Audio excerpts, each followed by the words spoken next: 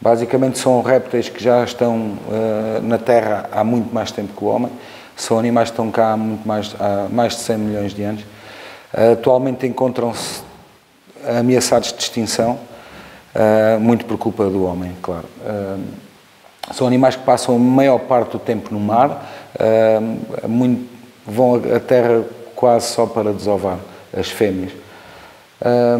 São animais que nascem nas praias tropicais, que saem do ninho quando são muito pequeninas e a maioria delas vai rapidamente para o mar após sair do ninho, tenta sair um pouco da zona costeira onde nasceu e apanhar a boleia de correntes que as transportam para o oceano. Porquê? Porque no oceano aberto existem menos predadores do que nessa zona costeira. Estamos a falar, por exemplo, de predadores como barracudas grandes, como aves, como peixes grandes que se alimentam destas pequenas tartarugas marinhas. Elas têm uma fase que é uma fase após a saída do ovo, que dura cerca de 2 dias, onde elas nadam muito rapidamente para tentar sair dessa zona costeira e se aproximar dessas correntes oceânicas que as levam para o mar aberto, onde existe muito menos predadores. No caso da tartaruga comum, da tartaruga boba, que é o caso mais conhecido do mundo inteiro e muito por culpa também, muito devido ao trabalho efetuado aqui nos Açores, juntamente com a Universidade da Flórida, nós sabemos que elas nadam rapidamente, nascem na Flórida, nadam muito rapidamente para longe da costa, apanham a boleia, por exemplo, da corrente do Golfo, que as empurra para norte e depois, juntamente com a corrente do Labrador, forma-se a corrente do Norte Atlântico, que as transporta aqui para cima, para o norte dos Açores, e depois com a corrente dos Açores as transporta aqui para as nossas águas. Elas, durante esta fase juvenil, que dura cerca dos 10 aos 15 anos, elas permanecem aqui nas nossas águas. Quando eu digo nas nossas águas, assim, no Mid-Atlantic Ridge, aqui perto dentro da nossa ZE, mais ou menos, vivem aqui junto às ilhas ou então em montes submarinos do Mid-Atlantic Ridge, onde elas se alimentam preferencialmente de animais gelatinosos, como por exemplo as águas-vivas, muito comuns aqui também nos Açores. Depois desta fase, com cerca de aproximadamente entre os 10 e os 15 anos, elas voltam então a nadar, não a derivar como chegaram cá pelas correntes, mas a nadar para a costa oeste do Atlântico, onde se vão desenvolver mais e onde depois mudam totalmente o tipo de alimentação. Deixam de comer águas vivas, animais gelatinosos, e passam a comer invertebrados marinhos, como polvos, como, por exemplo, crustáceos e outros. E atingem a idade adulta? Pensa-se que a idade adulta é só atingida aos cerca dos 32 anos de idade.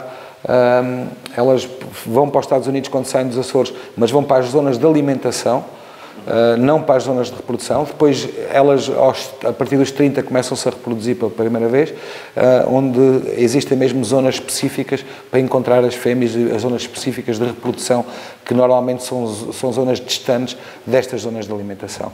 Depois a fêmea, quando vai desovar, normalmente, e pelo que se sabe, ela escolhe sempre as praias, ou a praia onde nasceu, ou praias muito próximas de onde nasceu, para começar um novo ciclo. Portanto, o ciclo de vida das tartarugas marinhas, especificamente estou a falar da tartaruga careta, da tartaruga boba, são muito complexos. Estamos a falar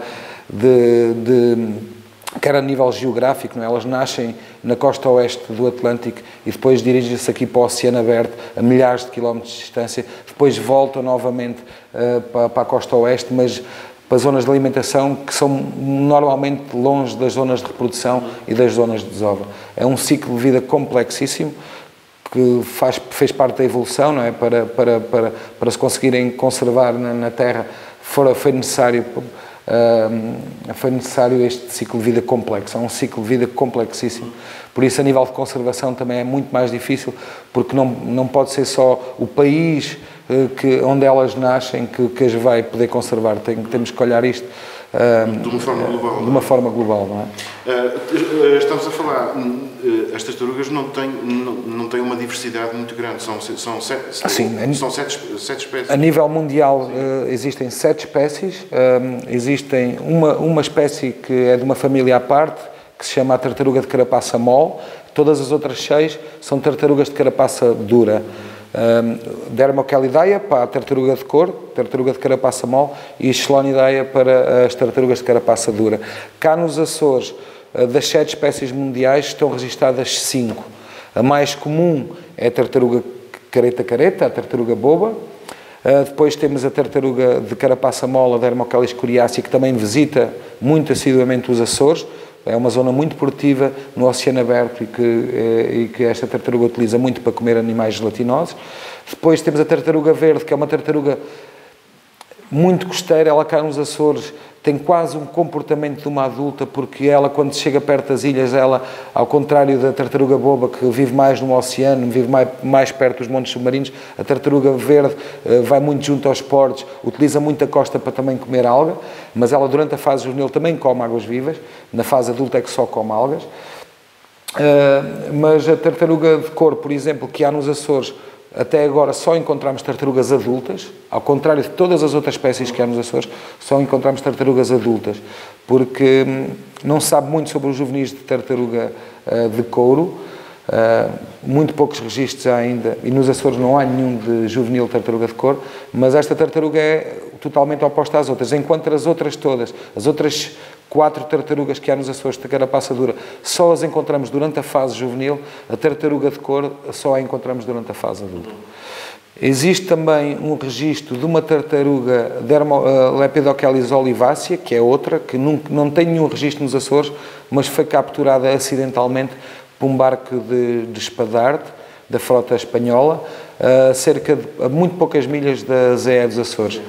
O que quer nos dizer que se calhar com este fenómeno de aquecimento global, tropicalização, esta espécie se calhar dentro em breve vai ser registada também nos Açores.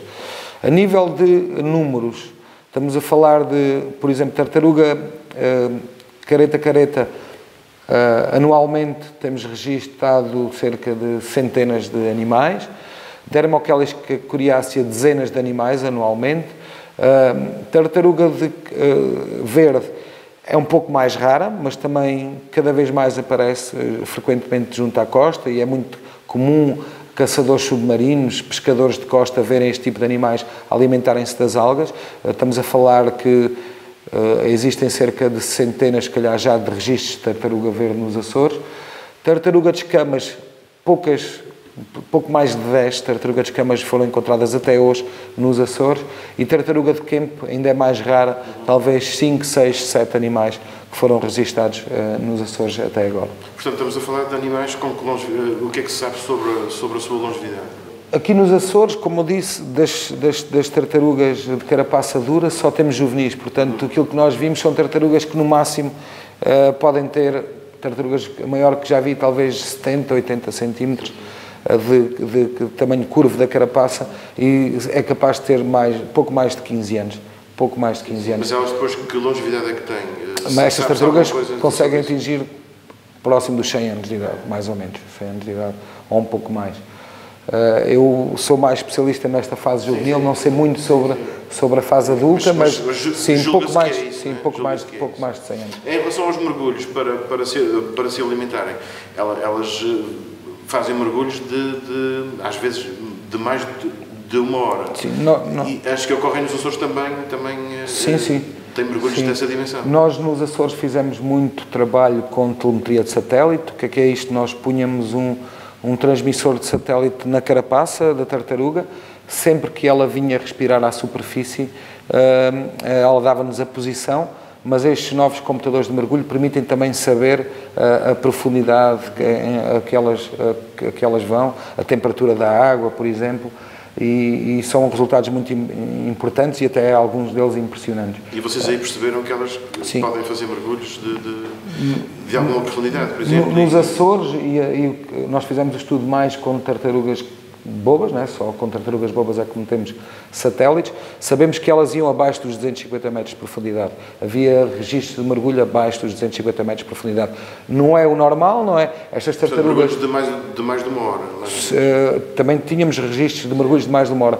Nós não conseguíamos fazer a correspondência entre a duração, porque basicamente estes tipos de marcas o que fazem é agregam os dados, dão-nos, por exemplo, frequências de mergulhos a determinada profundidade. E nós, quando fizemos o setup da marca, nós escolhemos a profundidade mais de 100 metros. Não sabemos perfeitamente bem corresponder a duração com o tempo, mas é incrível. Nós, no estudo que fizemos, verificamos que elas, quando estão a fazer uma migração, quando estão a ir de um sítio e querem ir para outro para se alimentar, elas raramente mergulham, vão ali, fazem mergulhos até aos 20 metros de profundidade e vão ali nadando por baixo da superfície. Quando elas se querem alimentar, e nas ilhas a gente verificou que elas exploravam também uma zona perto dos 100 metros de profundidade. Quando elas estavam em montes submarinos mais profundos, se calhar o alimento que existe lá nesses montes submarinos está mais fundo, elas exploravam profundidades maiores, abaixo dos 150 metros de profundidade. Mas o maior mergulho de uma tartaruga juvenil nos Açores foi cerca de pouco mais de 250 metros de profundidade. Já é muito. Mas, por exemplo, a nível internacional, há muitas publicações e sabe-se hoje em dia que, por exemplo, uma tartaruga de cor, a Dermochelis coriacea, fez mergulhos abaixo dos 1000 metros de profundidade. É incrível para o animal que tem que vir respirar à superfície, não é? Se talvez só os cachalotes conseguem... Mas aí elas vão lá comer o quê? Que ideia é que se faz as tartarugas, dessa necessidade? Pois, nós sabemos que num oceano existe pouco alimento. É como estarmos no meio de um deserto, não é? E as tartarugas são muito oportunistas. Não sei o que é que ela foi lá fazer, até pode ter lá ido, mas não para comer, mas por outra razão qualquer, mas não se sabe muito bem o que é que se pode comer estas profundidades. Mas os mergulhos que elas fazem de 150 a 200 metros é para comer? Sim, para comer. O que é que a gente está a falar de? Normalmente existem umas camadas que se chama scattering layer, onde existe mais alimento. Existe agregação mesmo destes animais gelatinosos e elas normalmente têm que utilizar estas profundidades para conseguir comer no oceano aberto. Por exemplo, quando existem muitas caravelas portuguesas, elas adoram caravelas portuguesas, elas não precisam de mergulhar muito fundo, não é? Porque a caravela portuguesa tem um flutuador, e então nem precisam sequer de mergulhar. Mas a gente está a falar que no oceano aberto, no mar aberto, existe também muito pouco alimento. A gente chama um sítio oligotrófico, com muito pouco alimento, e só aqui na presença da Mid-Atlantic Ridge, dos Açores, e esta influência das ilhas e dos montes submarinos, que cria muita perturbação, mas cria também muito zonas produtivas para elas poderem alimentar deste tipo de animais gelatinosos. Portanto, os Açores são, de facto, um local de referência para... enfim, para a preservação das tartarugas do planeta. Exatamente. Podemos dizer isso. Portanto, não há reprodução de tartarugas nos Açores, elas não desovam cá, mas, enfim, os Açores e a sua envolvente são, de facto, um sítio de são super importantes, principalmente para esta espécie, a tartaruga boba, porque é a espécie que nós temos mais nos focado na investigação, mas como nós já temos visto a nível de artigos internacionais sobre outras espécies, a tartaruga de cor, a gente sabe que os Açores são super importantes. Para a tartaruga boba é fundamental, não é? É fundamental porque é aqui que elas se desenvolvem, que é o seu crescimento juvenil, e como o suporte da população, basicamente, são estes juvenis, não é? É super importante. Claro que temos de ter muitos cuidados aqui nos Açores a nível da conservação. Elas aqui são ameaçadas de maneira natural. A ameaça natural é muito reduzida. Existem os tubarões, existe, por exemplo, o tubarão-tigre, mas é muito raro nos Açores. Esses são os predadores naturais, sim. Orcas, não é? E as orcas também, que existem já registros, e já muitos registros de orcas alimentarem-se de tartarugas bobas nos Açores. Mas a questão é, as tartarugas fazem, de facto, parte da dieta alimentar desses grandes pelágicos? Durante a migração, e como eu falei, num oceano aberto sem pouco alimento, quando as baleias ou estes tubarões, que são altamente migradores, elas têm que cruzar este oceano gigante, claro que elas vão aproveitar-se de tudo o que existe, e a tartaruga pelo que se sabe, é um bom alimento para este tipo de animais, claro. Tem muita gordura, é um alimento importante também para estes animais, durante esta fase da migração, claro, é oportunisticamente que eles a comem, por isso não é uma grande ameaça às tartarugas, são muito poucos os registros que nós temos de tartarugas comidas por tubarão e por orcas. Até porque elas são, em cada mil indivíduos, normalmente apenas uma consegue chegar. Uma ou duas sobrevive e chega ao estado adulto, não é? Esses são os números que se conhecem. Sim, são os números que se conhecem, não sei se conhece muito bem, mas realmente é mais ou menos isso que se diz na literatura, de 1000 e muitas tartarugas que saem, 1000 tartarugas que saem, apenas umas consegue chegar novamente à praia onde nasceu, novamente à zona onde nasceu.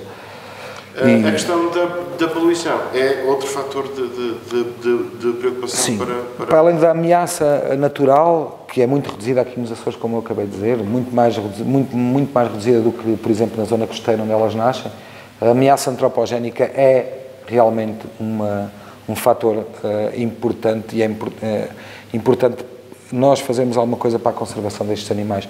A poluição é um desses fatores antropogénicos, não é? O homem... Cada vez utilizamos mais plástico, as tartarugas marinhas, como se alimentam de animais gelatinosos, confundem muito o plástico com as águas vivas e pensam que estão a comer águas vivas e estão a comer e isso plástico. É fatal? Pode ser fatal. Nós temos registros devido a algumas experiências que nós fizemos, colocámos tartarugas em cativeiro, em aquários, e verificámos que elas, pequenos plásticos elas conseguem eliminar nas fezes, mas às vezes elas têm tanta quantidade de plástico que não conseguem eliminar e vai ficar a bloquear o sistema digestivo e a tartaruga vai acabar por não conseguir comer e vai acabar por morrer. Depois tem a questão relacionada com os materiais de pesca, redes que são largadas. Sim.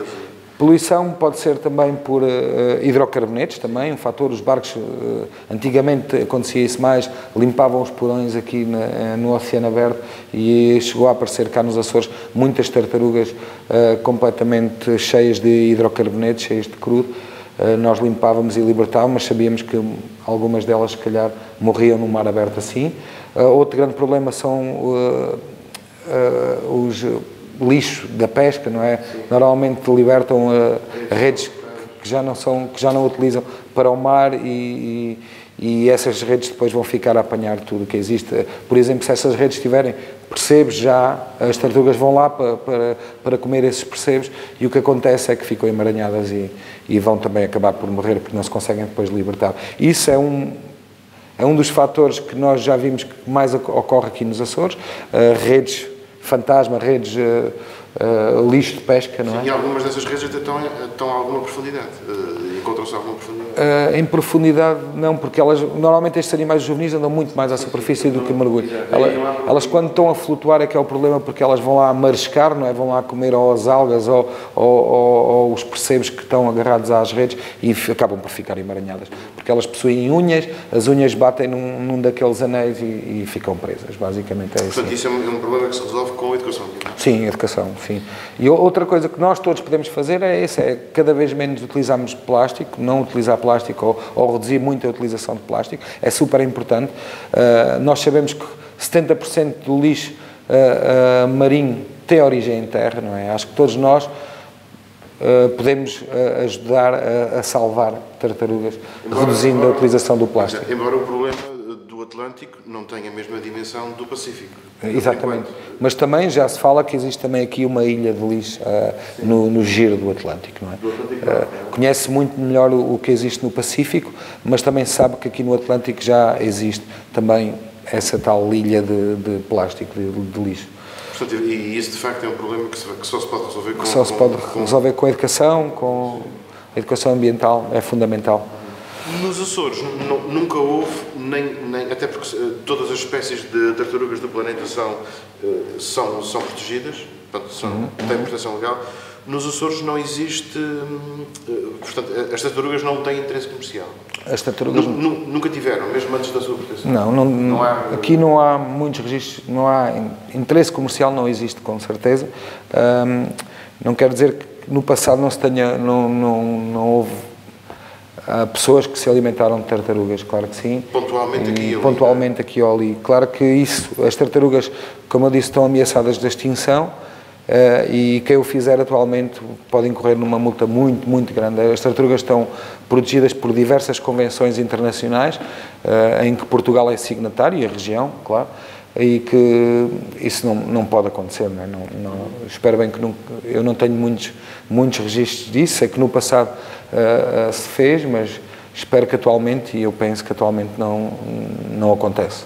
Aqui nos Açores não se captura tartarugas para alimentar, mas infelizmente captura-se tartarugas acidentalmente na pesca, acidentalmente.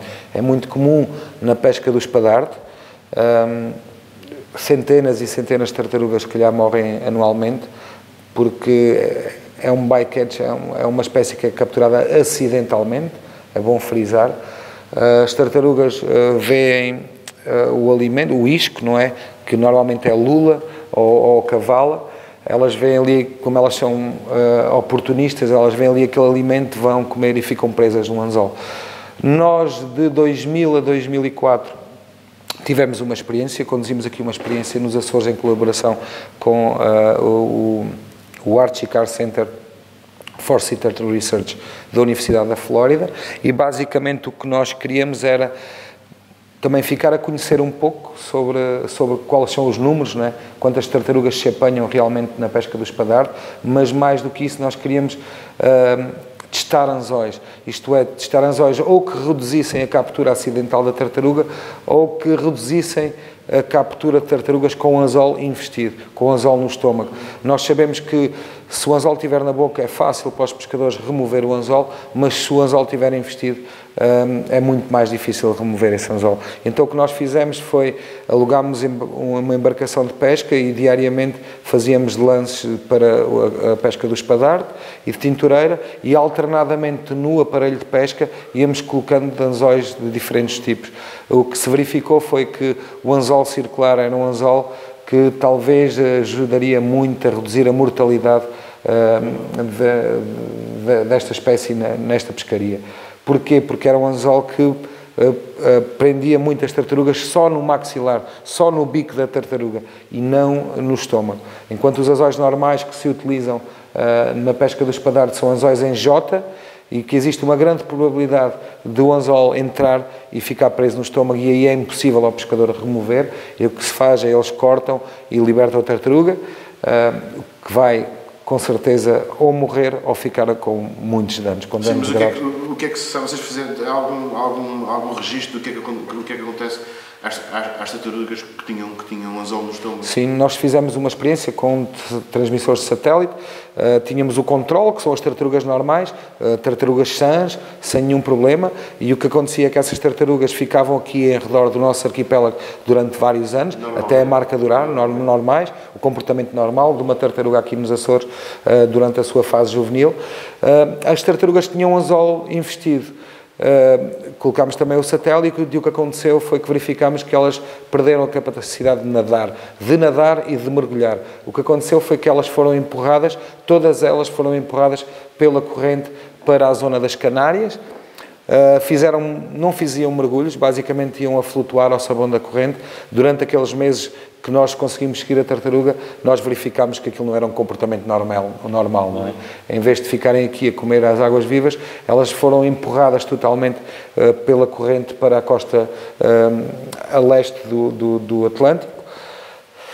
Algumas delas morreram, acabaram por morrer passado alguns dias, alguns meses. Algumas delas, e a maioria delas, não morreu, mas realmente tinha este comportamento fora do normal, o que não é bom indicador. Portanto, quando se corta o anzol que está preso no bico, elas recuperam normalmente? Sim, é muito fácil. Uma tartaruga é um animal com muita resistência, e remover um anzol do bico ou nesta parte do maxilar não há qualquer problema, elas conseguem recuperar muito facilmente, imediatamente. Os pescadores nos Açores estão despertos e sabem o que é que têm que fazer em circunstâncias dessas? Sim. Ou ainda há trabalho para fazer nessa... Sim, eu falo muito aqui também sobre os pescadores aqui da Horta, porque é com quem nós colaboramos mais. Tem sido uma ajuda fundamental para o nosso estudo de investigação. Nós, para além disto, também fazemos marcação, recaptura com etiquetas normais, e os pescadores aqui têm sido uma mais-valia para este projeto, porque são incríveis na maneira de nos ajudar mesmo, trabalham mesmo e ajudam-nos mesmo. Em relação à ajuda, se eles têm conhecimento ou não, para retirar os anzóis, isto é uma frota internacional, não é? Pesca do espadarte, atualmente nos Açores, é muito residual, existe se calhar uma embarcação que o faz e que está bem treinada para isso, mas a nível internacional se calhar ainda há muito isso a fazer, fazer um guia que ajude os pescadores a remover da melhor maneira o anzol da tartaruga, se calhar, e isso nós já tivemos reuniões internacionais e isso é um dos objetivos que nós temos também para divulgar internacionalmente, não é só para aqui para os Açores, porque, como eu disse, esta pesca de espadarte e tintureira aqui nos Açores, a nível de frota local, é muito reduzida. Muito reduzida. Agora, uma pergunta que lhe faria qualquer miúdo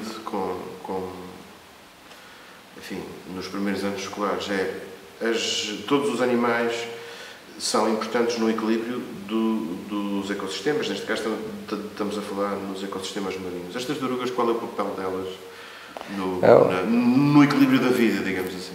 É uma pergunta super importante.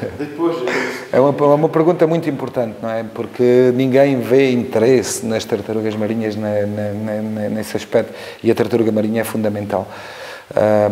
Não só porque é uma presa, porque também serve de alimento, sim, não é? É um alimento valioso porque tem muita gordura. Também porque é um predador, porque também come as águas vivas, e nós todos os dias nos queixamos no verão e quando vamos à praia que nos Açores existem muitas águas vivas. Se calhar se existissem muito mais tartarugas também existia muito. Mas existe este papel importante de predador-presa. Segundo o meu também orientador, ele também diz que, por exemplo, como eu disse, o oceano é muito oligotrófico, há muito pouco alimento. Só as fezes da tartaruga neste oceano já desempenham um papel importante para algumas espécies.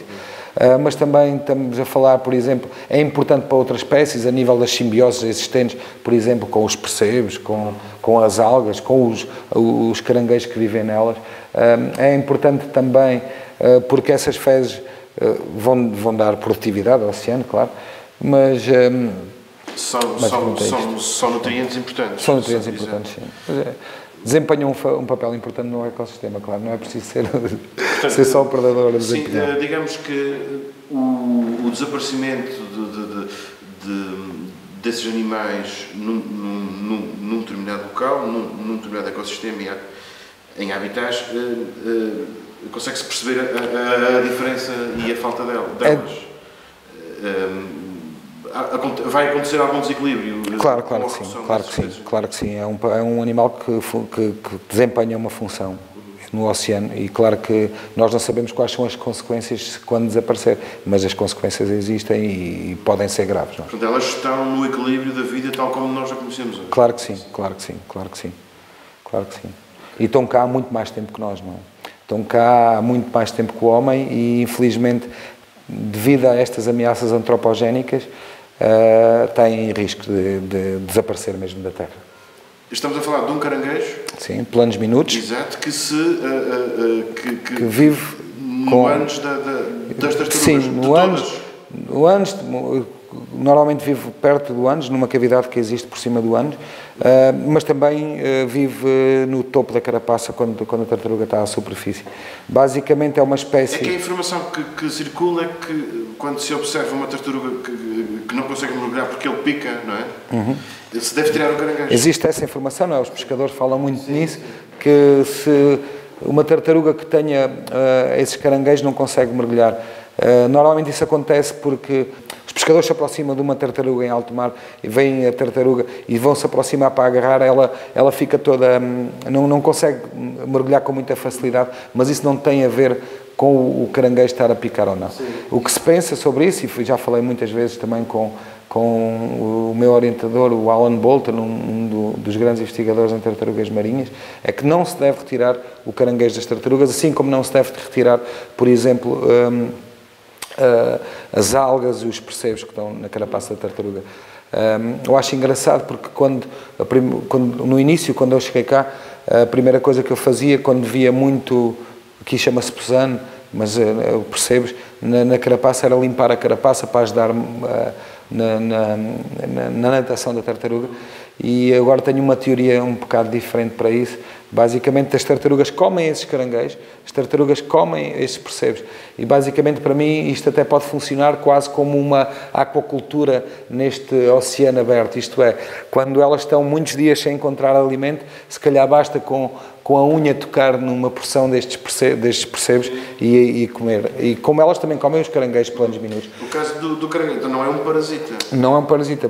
É quase uma simbiose, não é? Porque ele ajuda a limpar também a carapaça, mas também ele come os restos das fezes da tartaruga. Sim, ele alimenta-se e das algas também que existem na tartaruga. Portanto, esta informação que circula de que se deve tirar o bicho para ele não é verídica e não se deve fazer. Sim, pronto. Até porque essa informação circula muito no mundo da observação de cetáceos. Sim.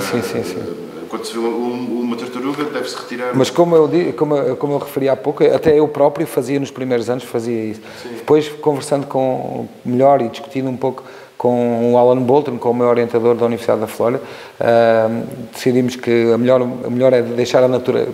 Como a natureza o pôs ali, acho que é bom também ser a natureza a eliminar. Se está ali é por alguma razão. Não, pode ter muito mais do que um, pode ter mais do que um. Cada vez mais as pessoas estão conscientes da proteção das tartarugas e cada vez mais nos telefonam para ajudar uma tartaruga quando ela está na costa ou uma tartaruga morta. E existe essa rede de arrojamento de cetáceos dos Açores, que nós chamamos RACA, que não só trabalhamos com cetáceos, mas trabalhamos muito também e cada vez mais com tartarugas marinhas. Chamo, por exemplo, o exemplo do ano passado, em que apareceram tartarugas muito pequeninas em Porto Pim, tartarugas que tinham nascido há menos de 6 meses na Flórida e que, devido às tempestades de inverno de janeiro, fevereiro, que ocorrem muito aqui nos Açores, como estas tartarugas têm uma capacidade de natação muito fraca, elas não conseguem resistir a estas correntes e a estes ventos fortes e são empurradas para a costa. E depois aparecem na costa muito debilitadas, muito magras e que se não tivessem a ajuda da RACA não iriam, ou da universidade, não iriam conseguir sobreviver. Que procedimentos é que estão depois, enfim, nessa cadeia? Os animais são recolhidos e depois o quê? Os animais são recolhidos. Felizmente aqui na horta atualmente temos condições incríveis no aquário de Porto Pim para as recuperar. Basicamente limpamos a tartaruga, colocamos no aquário, alimentámo-la. Agora também conseguimos fazer juntamente com a Universidade dos Açores pequenas experiências de alimentação e outras experiências que estamos a pensar fazer, que vão ser desenhadas agora também pela Universidade da Flórida, para podermos trabalhar muito mais sobre estas fases juvenil das tartarugas, que se sabe muito pouco. O ano passado, como eu referi, apareceram 3 tartarugas muito pequenas, elas foram alimentadas no aquário de Porto Pim e depois quando se verifica que elas já estão em condições para suportar os ventos e as correntes, nós vamos libertá-las com a brevidade possível no mar aberto. Isto é fundamental em mar aberto. Nunca junto à zona costeira, não é? Porque, como eu disse, estas tartarugas pequeninas têm uma capacidade de natação muito fraca, muito reduzida mesmo. Para além de ajudar a recuperar tartarugas marinhas, o RACA desempenha um papel fundamental, quer nos cetáceos, quer nas tartarugas. Carcaças de animais mortos que arrojam em terra e que até pode... Sim, e que até pode ter algum risco para a saúde pública, o RACA desempenha um papel fundamental. Sempre que virem uma tartaruga morta, um cetáceo morto na costa, contactem o RACA, porque é fundamental, não é? Basicamente, crianças que se podem aproximar daqueles animais que já estão em putrefação, que têm bactérias muito prejudiciais à saúde humana, o papel do RACA aqui é fundamental, que basicamente é eliminar a carcaça o mais rápido possível, tirá-la de perto da comunidade. Basicamente o que se faz fazem-se todas as medidas, fazem-se amostragens de material para genética, depois o que se faz é tentar enterrar o animal ou então levá-lo para mar aberto, no caso dos estácios enormes, e se for muito difícil o acesso com máquinas, temos que levar o animal para longe da costa, para não estar perto da população, não é? Portanto, sempre que virem um animal arrojado, uma tartaruga, um tubarão, um cetáceo, por favor, entrem em contacto com a rede de arrojamentos de cetáceos dos Açores. Podem entrar em contacto para a Direção Regional dos Assuntos do Mar, ou também podem contactar alguns dos nossos colaboradores, como a Universidade dos Açores, a Polícia Marítima, a GNR, e nós, em conjunto, depois arranjamos uma solução para resolver o problema.